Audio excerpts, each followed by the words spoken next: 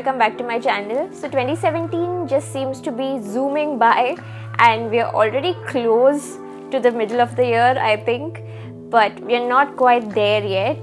This is the time where I sit down and talk about everything that I've loved in the month of May, and for the first time in a long time I'm making sure to get this favorites video to you guys in time so that it's not like 15 whole days late.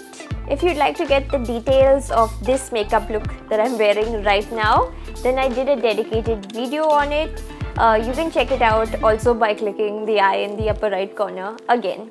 As usual, I have a companion blog post also up on my blog magalic.com, which you can access either in the description box below, or you can press the little eye on the upper right of this video.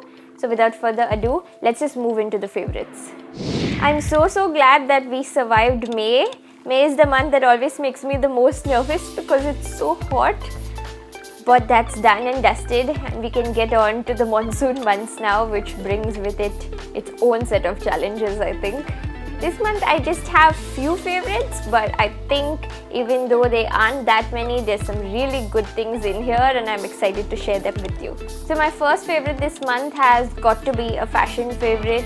It is my newest Jord watch. I love wearing wristwatches, and though I have an Apple Watch which I like to track my steps and all that, most of the time I prefer my watch to be an old-fashioned analog watch, and I'm really used to looking at the time on my wrist. So whenever I'm not wearing a watch, it always feels really weird. Even though I have quite a few, I'm the type of person who tends to just pick up one watch and wear that a lot.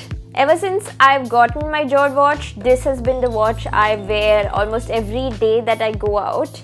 This is a wood watch, so that's what's so unique about it.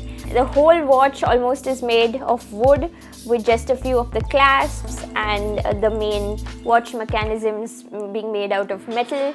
It's also an old-fashioned watch in the sense that it doesn't work on a battery, but you need to wind it to make sure that it works, and I think it's something really cool. Although it's a little bit bulkier than the watches I usually go for, because I tend to go for watches with very slim profiles. It's very light and has this nice organic feel. It does not feel like too heavy or clunky at any time.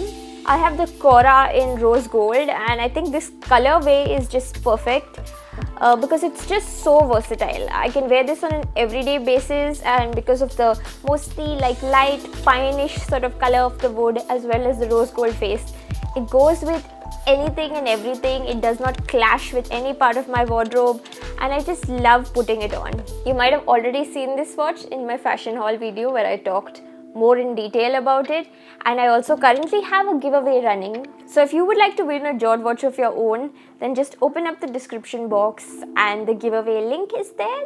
Make sure that you enter it because it'll take like 5 minutes of your time, and it's open worldwide. So I have like 2 skincare products this month. The first one has got to be this La Roche Posay toner that I've been using since maybe about February. I haven't been using it all the time, but then since it got hotter, I've been relying on this a lot more. This is the La Roche Posay Serozinc zinc sulfate solution, and it's supposed to be cleansing and soothing. So this is not just a toner, you can use this as a face mist as well. And especially when I'm home in this season and it gets really hot, I find my face getting very greasy, and just because it gets greasy, it feels dirty. Like, I know an oily face is not a dirty face, but it does not feel great, and I love using this multiple times throughout the day. I just spray it onto my face, and I usually take like a cotton pad and just give my face like one wipe down, and it always refreshes me. Even if you don't wipe your face, you can just spray this on to sort of keep cool, and you can even spray it on with makeup, but most of the time I use it when I don't have makeup on my face. This is particularly good for oily skin as well as sensitive skin, which describes my own skin perfectly. This is also supposed to soothe razor burns. It's just working well for me in every aspect, and I've really enjoyed using this. If you have oily sensitive skin, I would definitely recommend adding this to your routine. I have already done a video sometime last year, late last year I think, on my La Roche Posay skincare routine, but I think this Serozinc toner is even better than the other La Roche-Posay toner that I've been using, the one in the bottle. This is really quite a gem. The next thing is something a little bit weird that I never thought that I would use, but I've been using a lot. It's these eyebrow razors from the Japanese brand Piany? Feather Piany? I'm not sure what. I actually don't just use these razors on my eyebrows, I use them on my entire face. I've been watching videos and hearing that women should be shaving their face because it makes your skin really nice since a long time, but you could say I never really had the guts to take the plunge. And most of the time for my facial hair, I tended to use the epilator only. But the epilator was not so good for my skin after some time, because since I have sensitive skin and the epilator pulls out any of the hair right from the root, I used to get these irritations, like I think they're called folliculitis, where your hair follicles just kind of get really irritated and they become bumpy, and sometimes they get like minorly infected as well, and you get this bumpy, annoyed acne.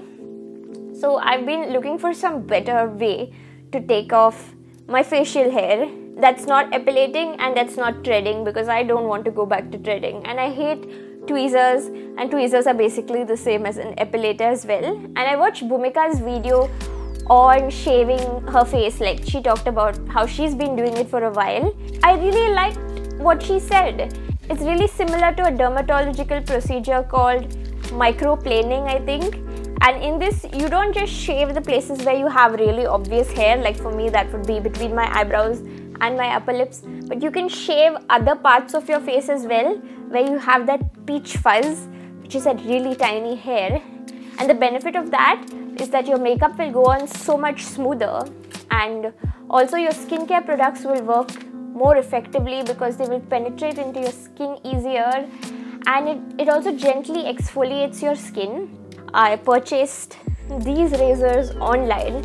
There are a lot of eyebrow razors that you can get everywhere. I think you can get in Forever 21, you can get at beauty supply stores, but I picked this one, particularly this brand, because it's Japanese and it seemed like a reputed brand. I just wanted something better quality. I didn't want like unnamed Chinese razors, because I am putting them on my face after all.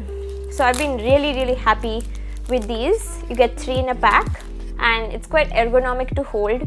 The best thing about this particular brand is it actually comes with this really nice hard plastic razor guard to keep your blade hygienic and to make sure it doesn't bump up against anything, get blunt or cut anything. So I can just throw this in my makeup bag also when I'm traveling, but don't carry this in your handbag because they'll probably take it, it's a razor. But I'm just saying, you can put this anywhere and not worry about it because of the guard thing. I shaved like a large part of my face. It was a good experience. It did not cause any problems. Although if you have like a lot of acne on your face, you shouldn't shave over the acne because that will make things worse. I do have to do it a little more often than using an epilator because I'm not taking out the hair from the root. So I'll do it once or even twice a week.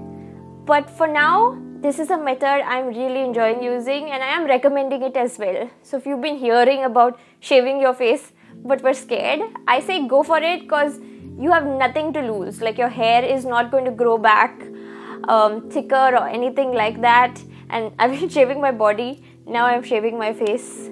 I think shaving is where it's at. For makeup, I have 2 products from Oriflame's The One Makeup Collection. I recently did a video featuring a lot of their products, and the 2 things that I really liked the most were these The One Color Impact Cream eyeshadows. So I don't use conventional powder eyeshadows most of the time. I keep my lids bare, but I really like well-made cream eyeshadows because they are so easy to use. You just dip a finger in, place it on your eyelid and just blend it out, and it gives your lids this beautiful wash of color. So I have 2 colors. I love both of them. One of them is rose gold, which is obviously a lighter champagne-y sort of color with a fair amount of shimmer, and the other one is golden brown, which also is like a sort of a bronzy brown shade. And rose gold doesn't give me a lot of color, but it gives me more of that shimmery wash. the brown shade does give me a nice sort of natural brown. They're so easy to use. The texture is very soft and mousse-like, blends very nicely, and it doesn't like crease or make a mess on my lids. I've really enjoyed using these. Even if you use like powder eyeshadows, I think cream eyeshadows can make a very good base. But I've been using them on their own. I don't use powder, and I think these are really nice. And the final thing that I have is yet another fashion item. It is my purse that I've been using to carry my money and my visiting cards and my debit card around.